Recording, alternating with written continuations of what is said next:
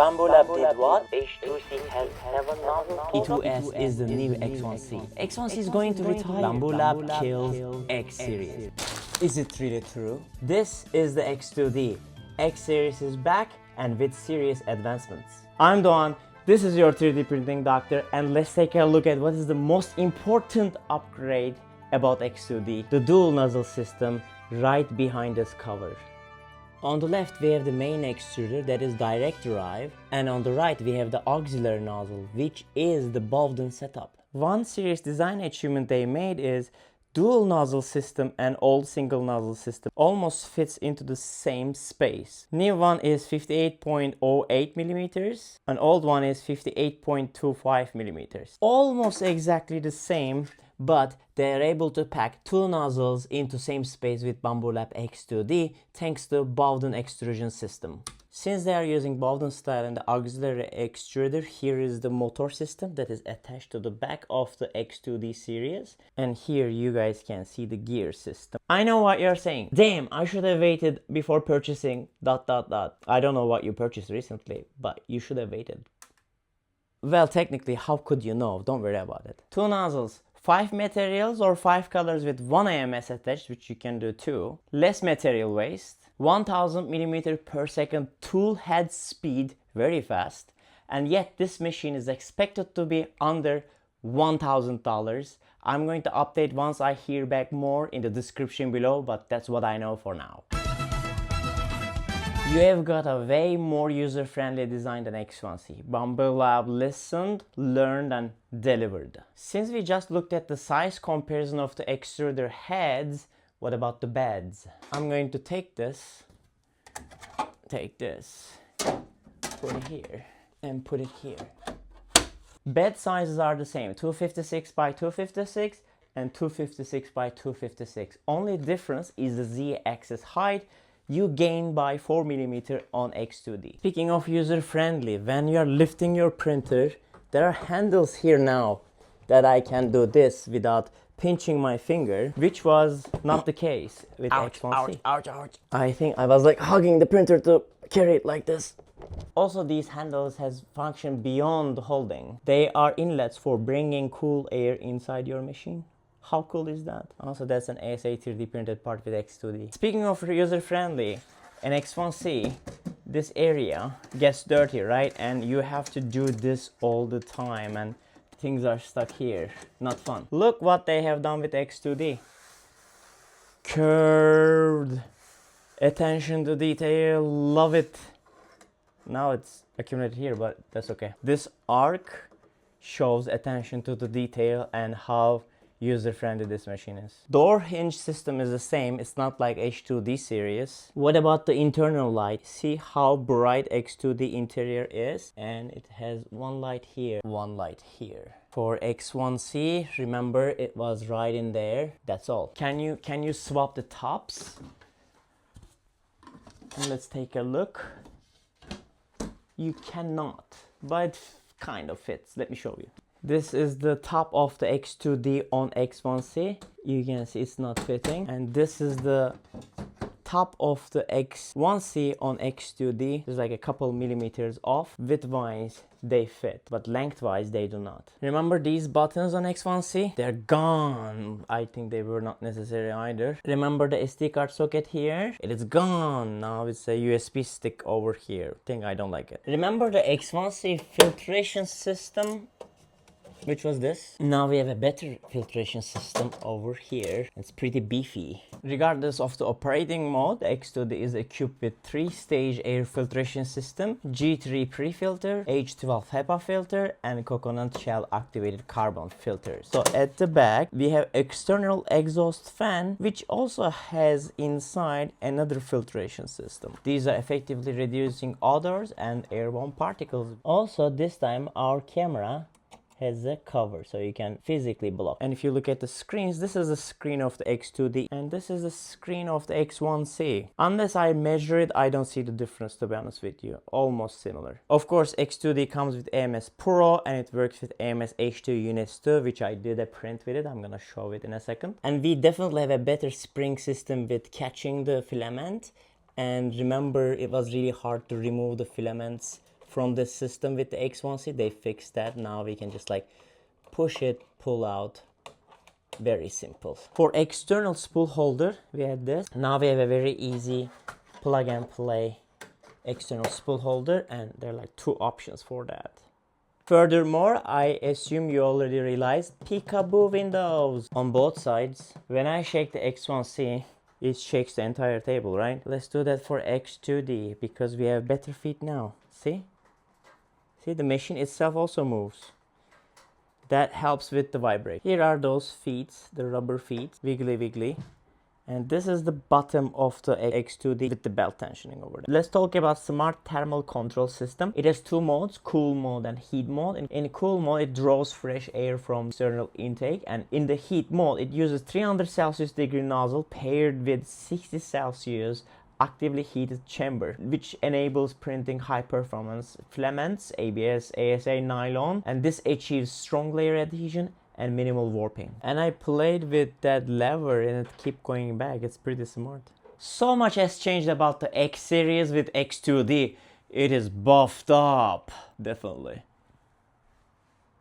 And less than $1,000 target price is pretty good. If you made it up until this point of the video, thank you for watching. Please don't forget to subscribe. It means a lot to me. Let's talk about what this machine actually produced. I have been running it hard with various materials, and here is what comes out. I printed with PLA, PETG, TPU, PVA, ASA. 5 materials so far with various nozzle combinations. Very first print with X2D finish is a multi-material. I had to stack up these for TPU adjustment. Don't worry about it. But here's the print. Left nozzle, I assigned it the TPU. Right nozzle, PLA. And this is a door stopper. Alright, our PVA and PLA print combo finished. Pretty nice. We're gonna melt these. It's gonna be so fun. PVA was on the left nozzle and PLA was on the right nozzle, which is the auxiliary.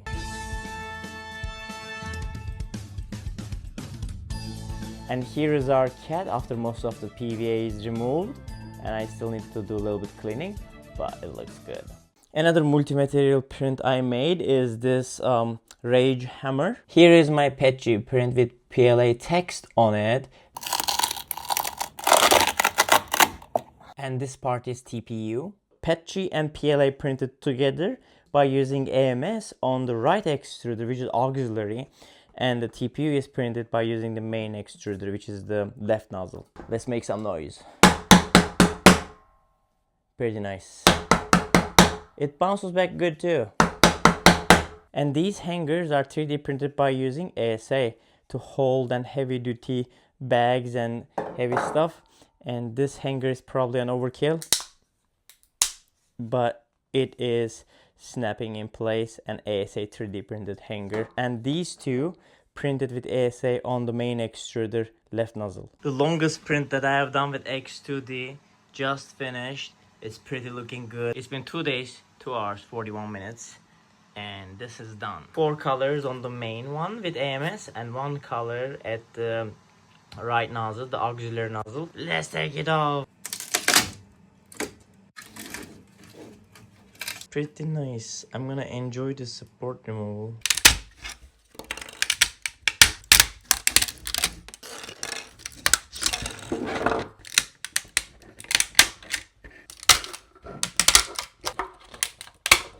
This 3D print turned out really awesome. Look at it, all the details are pretty good with the straw hat as well.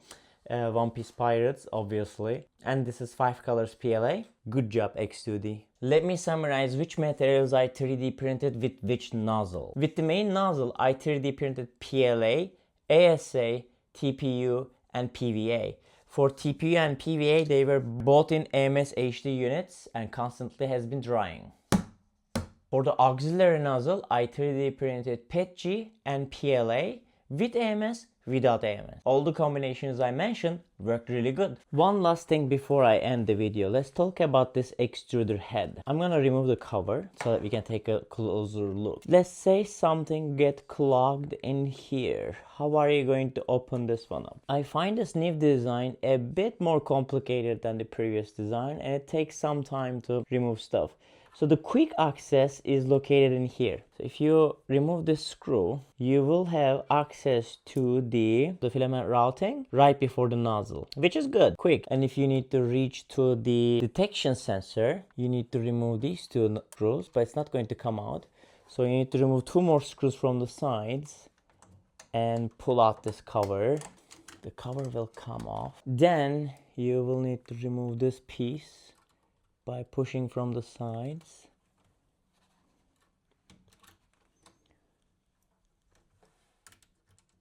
Then you will remove this cable connection. Then you will remove this one. Then you will be able to remove your sensor and look inside, and don't forget there's a cable in here. And now you will have your access to that opening area. But still, we are not at the gear area. Getting into the area where the gears are is a little bit hard, and also these levers on the side are your new cutters. So basically in the old version it was going and parking to one area. Now there's a stick, so it goes to this port over here, pushes it back, and it engages the cutting mechanism for the filament like this, which is pretty cool and makes this more compact.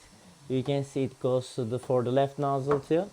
It does that. To get where you want to get, you also need to unscrew these two sides and remove the cutters, disengage them, and then a couple more screws, and then you will be able to get to the gears that's located in there if something is stuck in that area. I find it a little bit very complex. Yeah, I understand you need to put all these compact features to save space, which is great, but at the same time it makes it really hard to maintenance this. I hope nothing bad happens to the gear area and you can solve your problems, clogs or pinched filaments with this quick access route, or with the removal of the sensing unit in there, and you don't have to take off the gear because you need to take more screws and more screws. But that's okay, I guess. The biggest jump for me from X1C to X2D is obviously dual nozzle and smart heated chamber. Furthermore, they advanced tiny details that X1C needed to be upgraded, and this amazing machine is born from the ashes of X1C. And also they say target price is below $1,000.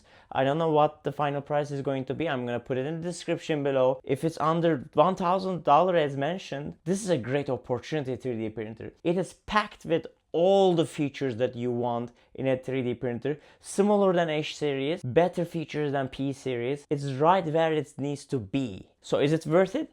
Absolutely. I love this machine. It's good. If you are just starting your 3D printing journey or looking for advancements, upgrade, I definitely suggest this 3D printer. I'm putting the links in the description below if you want to grab one, and some of the specs will be in the description below too. Alright, if you want to see more prints, more materials, short form videos with this machine, don't forget to subscribe.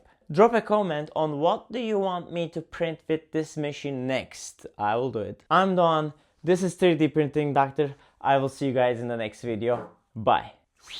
Oh.